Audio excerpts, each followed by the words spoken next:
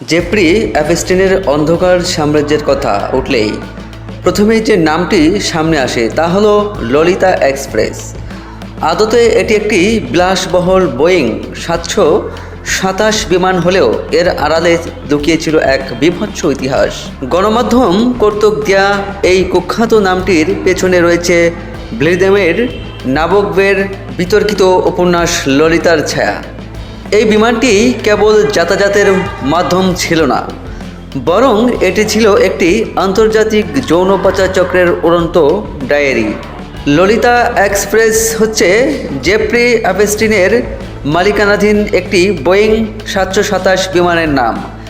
এটি মূলত অ্যাপস্টিনের যৌন কেলেঙ্কারি এবং অপ্রাপ্ত বয়স্কদের পাচারের কাজে ব্যবহার করা হতো। এটি 1969 থেকে 1979 সালে TWA এর অধীনে ছিল এবং পরে অ্যাপস্টিনের ব্যবহারের জন্য পরিচিত পায়। বিলাসবহুল এই বিমানের ভেতরে ছিল ব্যক্তিগত বেডরুম ও আধুনিক সব সুযোগ সুবিধা। অভিযোগ রয়েছে এই বিমানের ভেতরেই অনেক কিশোরীকে শারীরিক ও মানসিকভাবে লাঞ্ছিত করা হতো। বিমানটির প্রধান গন্তব্য ছিল ক্যারিবিয়ান সাগরে অবস্থিত অ্যাপস্টিনের নিজস্ব দ্বীপ লিটল সেন্ট জেমস। এসব অপরাধের সাথে জড়িত থাকার কারণে সবার কাছে অভিশপ্ত হিসেবে পরিচিত ললিতা এক্সপ্রেস। ললিতা এক্সপ্রেসের ফ্লাইট লগ বা যাতায়াত বিবরণীর তালিকা যখন ফাঁস হয় তখন পুরো বিশ্ব চমকে ওঠে। দেখা যায় এই বিমানে বিভিন্ন সময়ে যাতায়াত করেছেন বিশ্বের ক্ষমতাধর রাজনীতিক, রাজ পরিবারের সদস্য, এমনকি নামজাদা বিজ্ঞানীরাও।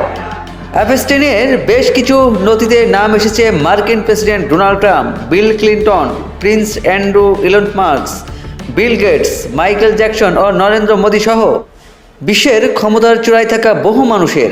এই ফাইল ক্ষমতা, অর্থ আর শত শত নিরীহ কিশোরীর শৈশব কেড়ে নেয়া এক সুপরিকল্পিত যৌন নিপীড়নের ভয়ানক নেটওয়ার্কের প্রামাণ্য দলিল। যদিও এই বিমানে ভ্রমণ করা মানেই অপরাধী হওয়া নয়, তবে এই উচ্চপদস্থ ব্যক্তিদের উপস্থিতি অ্যাপস্টিনকে এক ধরনের অদৃশ্য আইনি ও সামাজিক সুরক্ষা দিয়েছিল, যা তাকে দীর্ঘ সময় ধরে এই অপরাধ চালিয়ে যেতে সাহায্য করে। 2019 সালে অ্যাপস্টিনের গ্রেপ্তার ও রহস্যজনক মৃত্যুর পর এই বিমানের ইতিহাস আরও নিবিড়ভাবে তদন্ত করা হয়।